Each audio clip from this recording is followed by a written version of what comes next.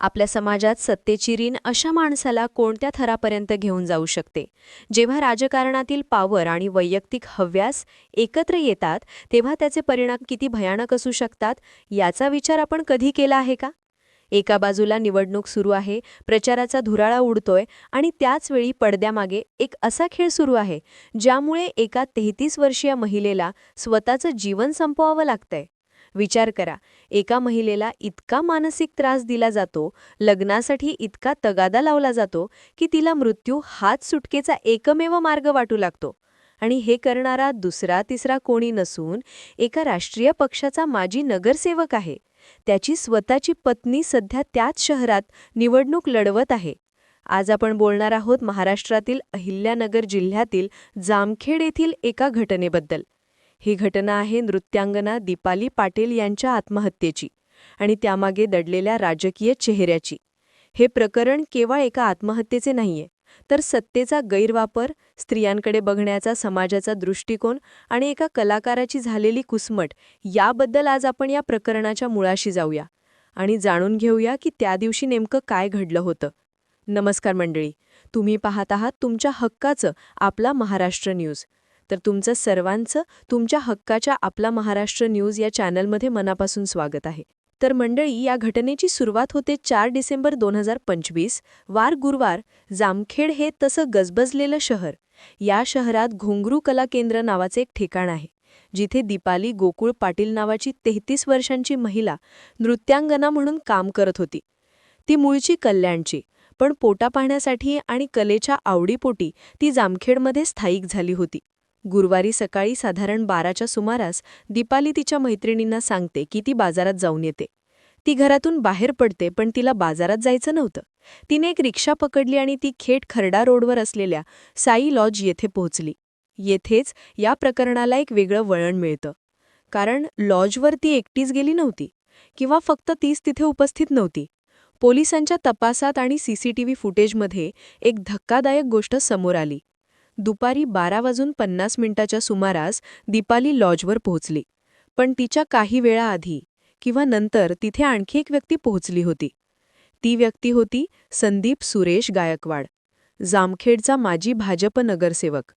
दुपार उलटून सायंकाळ झाली, 5 वाजले तरी दीपाली घरी परतली नाही. तिच्या मैत्रिणी हर्षदा आणि चांदणी काळजी करू लागल्या. त्यांनी फोन लावले, पण प्रतिसाद मिळत नव्हता. शेवटीच त्या शोधाशोध करत साई लॉजवर पोहोचल्या. तिथे गेल्यावर त्यांना समजले की रूम नंबर 103 आतून लॉक आहे. कर्मचाऱ्यांनी डुप्लिकेट चावीने दरवाजा उघडला आणि समोर जे दृश्य होतं ते पाहिल्यावर कोणाच्याही पायाखालची जमीन सरकेल. दीपालीने सीलिंग फॅनला ओढणीने गळपास घेतला होता. डॉक्टरांनी तिला मृत घोषित केलं. येथे प्रश्न हा पडतो की एक महिला जी सकाळी नॉर्मल वाटत होती, ती अचानक लॉजवर जाऊन आत्महत्या का करते? आणि सर्वात महत्त्वाचं म्हणजे संदीप गायकवाड तिथे काय करत होता?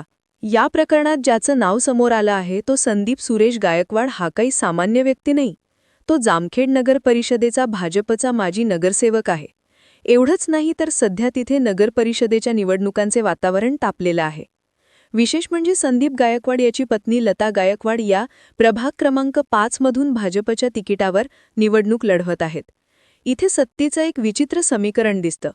एका बाजूला पत्नी निवडणुकीच्या रिंगणात जनतेची सेवा करण्यासाठी मतं मागत आहे आणि दुसऱ्या बाजूला तिचा पती, ज्याच्यावर समाजाची जबाबदारी असायला हवी होती, तो एका परस्त्रीला, एका नृत्यांगनेला लग्नासाठी ब्लॅकमेल करत होता. दीपालीच्या आईने म्हणजेच दुर्गा गायकवाड यांनी पोलिसात दिलेल्या तक्रारीनुसार संदीप गायकवाड याचे आधीच लग्न झालेलं आहे. तरीही तो दीपालीच्या मागे हात धुवून लागला होता. मला तुझ्याशी लग्न करायचं आहे, तू होकार दे, असं म्हणत तो तिचा मानसिक छळ करत होता. विचार करा, एका विवाहित पुरुषाने, ज्याला समाजात एक स्थान आहे, अशा प्रकारे एका एकटे राहणाऱ्या महिलेला त्रास देणं हे कोणत्या मानसिकतेचं लक्षण आहे? अब्यूज ऑफ पॉवर याचं हे उत्तम उदाहरण आहे. त्याला कदाचित वाटलं असेल की आपल्याकडे राजकीय ताकद आहे, पैसा आहे, त्यामुळे आपण काहीही करू शकतो. दीपाली पतीपासून विभक्त राहत होती. ती एकटी होती आणि कला केंद्रात काम करत होती. याचाच फायदा या आरोपीने घेण्याचा प्रयत्न केला का? हा प्रश्न आपल्याला विचार करायला भाग पाडतो. आता आपण या प्रकरणातील काही तांत्रिक आणि महत्त्वाच्या पुराव्यांकडे वळूया. जामखेड पोलीस ठाण्याचे पोलीस निरीक्षक दशरथ चौधरी यांनी जी माहिती दिली आहे ती अत्यंत गंभीर आहे. पोलिसांनी साई लॉजचे सीसीटीव्ही फुटेज जप्त केले आहेत. या फुटेजमध्ये स्पष्ट दिसतंय की दुपारी 12 ते 12:30च्या दरम्यान दीपाली पाटील लॉजमध्ये गेल्या. आणि धक्कादायक गोष्ट म्हणजे त्यांच्या मागोमाग संदीप गायकवाड हा देखील त्याच रूममध्ये गेला होता. म्हणजे आत्महत्येच्या काही वेळाआधी आरोपी आणि पीडित हे एकाच खोलीत होते. तिथे नेमकं काय घडलं असेल? त्यांच्यात काय बोलणं झालं? संदीपने तिथे तिला धमकावलं का? किंवा तिच्यावर काही जबरदस्ती करण्याचा प्रयत्न केला? या प्रश्नांची उत्तर अजून तपासात समोर यायची आहेत. पण एक गोष्ट स्पष्ट आहे, संदीपच्या उपस्थितीनंतरच दीपालीने हे टोकाचं पाऊल उचललं. हे अबेटमेंट टू सुसाईड म्हणजेच आत्महत्येस प्रवृत्त करण्याचे एक स्पष्ट प्रकरण वाटतंय. दीपालीने आत्महत्यापूर्वी किंवा त्या काळात आपल्या आईला फोन करून या त्रासाबद्दल सांगितलं होतं. तिने स्पष्ट केलं होतं की संदीप तिला जगू देत नाहीये. हे फोन कॉल्स आणि मेसेजेस आता या केसमध्ये सर्वात मोठा पुरावा ठरणार आहे. जेव्हा एखादा राजकीय नेता किंवा त्याचा जवळचा नातेवाईक अशा गंभीर गुन्ह्यात अडकतो, तेव्हा राजकारण तापणं स्वाभाविक आहे. या घटनेनंतर कर्जत जामखेडचे आमदार रोहित पवार यांनी भाजपवर जोरदार हल्लाबोल केला आहे. रोहित पवारांनी ट्विट करून म्हटलंय, हा तोच आरोपी आहे ज्याच्या पत्नीला भाजपने नगरसेवक पदाची उमेदवारी दिली आहे. स्वतःचं लग्न झालं असतानाही एका नर्तिकेवर लग्न करण्यासाठी दबाव आणल्यामुळे तिच्यावर आत्महत्या करण्याची वेळ आली. त्यांनी भाजपच्या पार्टी विथ अ डिफरन्स या टॅगलाईनवर प्रश्नचिन्ह उपस्थित केलं आहे. हे प्रकरण फक्त एका गुन्ह्यापुरतं मर्यादित राहिलेलं नाहीये, तर त्याला आता राजकीय रंग चढला आहे. 21 डिसेंबरला तिथे निकाल लागणार आहे, पण त्याआधीच या घटनेने भाजपची प्रतिमा मलिन केली आहे. विरोधक विचारत आहे की अशा लोकांच्या हातात सत्ता दिली तर महिला सुरक्षित कशा राहतील? आणि हा प्रश्न रास्त आहे. जेव्हा लोकप्रतिनिधी किंवा त्यांचे पतीच भक्षक बनतात, तेव्हा सामान्य जनतेने कोणाकडे बघायचं? या घटनेच्या निमित्ताने गंभीर विषयावर प्रकाश टाकायचा आहे. दीपाली पाटील ही एक नृत्यांगना होती. ती कला केंद्रात काम करायची. आपल्या समाजात आजही कला केंद्रात काम करणाऱ्या महिलांकडे बघण्याचा दृष्टिकोन अनेकदा चुकीचा असतो. अनेकदा अशा महिलांना उपभोग्य वस्तू समजण्याची चूक काही विकृत पुरुष करतात. संदीप गायकवाडसारख्या लोकांना कदाचित असं वाटत असावं की ती कला केंद्रात काम करते, पतीपासून विभक्त राहते म्हणजे ती सहज उपलब्ध आहे, किंवा तिच्यावर दबाव टाकून आपण तिला आपल्या नियंत्रणात ठेवू शकतो. पण दीपालीने या दबावाला बळी न पडता स्वतःचा स्वाभिमान जपण्याचा प्रयत्न केला. दुर्दैवाने मानसिक छळ इतका वाढला की तिने मृत्यूला कवटाळलं. पण आपण हे लक्षात घेतलं पाहिजे की व्यवसाय कोणताही असो, प्रत्येक महिलेला नाही म्हणण्याचा अधिकार आहे. नो मीन्स नो, मग तो समोरचा व्यक्ती कितीही मोठा नेता असो किंवा श्रीमंत असो. दीपालीचा हा लढा एका अर्थाने त्या सडक्या मानसिकतेविरुद्ध होता, जी समजते की पैशाच्या आणि सत्तेच्या जोरावर स्त्रीला विकत घेता येतं. शेवटी या प्रकरणाचा सारांश काय?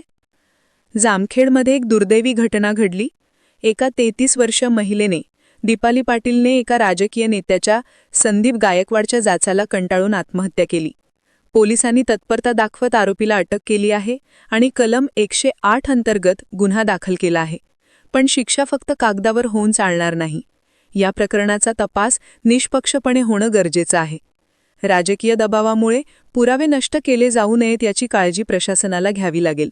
संदीप गायकवाडला अटक झाली आहे, पण त्याला कठोर शिक्षा झाल्याशिवाय दीपालीच्या आत्म्याला शांती मिळणार नाही.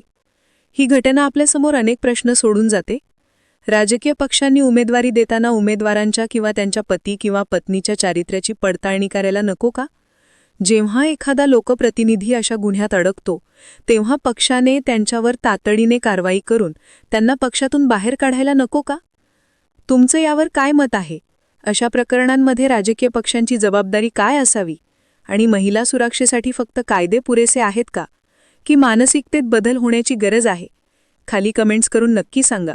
जर तुम्हाला हा व्हिडिओ माहितीपूर्ण वाटला असेल आणि अशाच परखड विश्लेषणासाठी तुम्ही उत्सुक असाल, तर व्हिडिओ लाईक करा आणि आपल्या म्हणजेच तुमच्या हक्काचा आपला महाराष्ट्र न्यूज या चॅनलला सबस्क्राईब करा, शेअर करा. तोपर्यंत मनापासून धन्यवाद. तर भेटूया नवीन व्हिडिओमध्ये.